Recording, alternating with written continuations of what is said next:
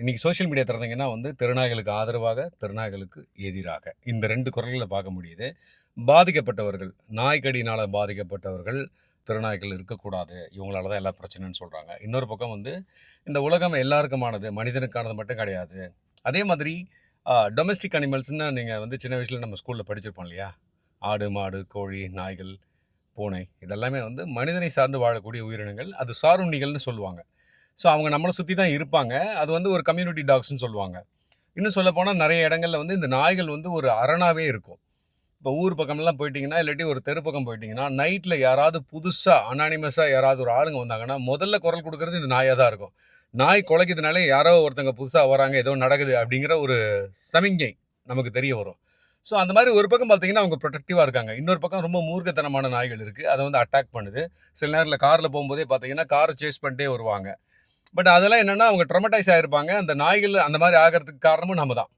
அது கல் எடுத்து அடிக்கிறது, அதை வந்து பயங்கர ரூடா பிஹேவ் பண்ண வச்சு நம்ம திருப்பி திருப்பி அடிக்க அடிக்க அதுங்களும் ரவுடித்தனமா அதுவும் ஒரு மாதிரி மாறிடுங்க. அதுவும் கேங்கா சேர்ந்துச்சுன்னா வேற வழி பண்ணி விட்டுருங்க. இதுல என்ன ஆகுதுன்னா வந்து இந்த அடிக்கிறவங்கள வந்து அட்டாக் பண்றதை தாண்டி யாராவது ரோட்ல எதார்த்தமா போயிட்டு இருக்கக்கூடிய குழந்தைகள்லாம் விக்டிம் ஆயிடுறாங்க. அது வருந்தத்தக்க ஒரு விஷயம். இது எப்படி நம்ம கண்ட்ரோல் கொண்டு வரது? இது வந்து அரசாங்கம் மெயினா கையில் எடுத்துக்க வேண்டியது ஏபிசி, அனிமல் பர்த் கண்ட்ரோல்.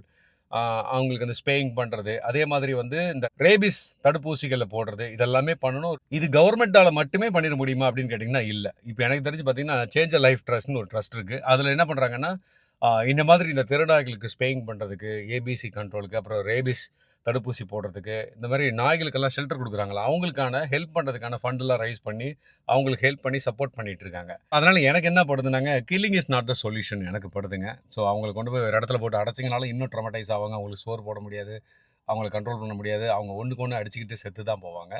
இந்த மாதிரி தான் நடக்கும். பட் இதுக்கான ஒரு சொல்யூஷன் வேணும்னா எல்லாரும் சேர்ந்து தான் இறங்கணும். இதுக்காக தன்னார்வ குழுக்கள் நிறையா இருக்காங்க. அவங்களுக்கு நம்ம சப்போர்ட் பண்ணலாம். தெருநாய்களுக்கு நீங்கள் ஃபீட் பண்ணீங்கன்னா அதோடு விடாமல் அவங்களுக்கு ஒரு ஏபிசி அனிமல் பர்த் கண்ட்ரோல் அப்படிங்கக்கூடிய அந்த ஸ்ப்ரேயிங் பண்ணி விடுறது, அதே மாதிரி அவங்களுக்கு அந்த ரேபிஸ் இன்ஜெக்ஷன் போடலன்னா அவங்களுக்கு போட்டு விடுறது, இந்த மாதிரி சப்போர்ட்டும் சேர்ந்து பண்ணோம்னா தெருநாய்களை நீங்கள் வந்து சப்போர்ட் பண்ணுறதுல ஒரு நியாயம் இருக்குன்னு படுதுங்க.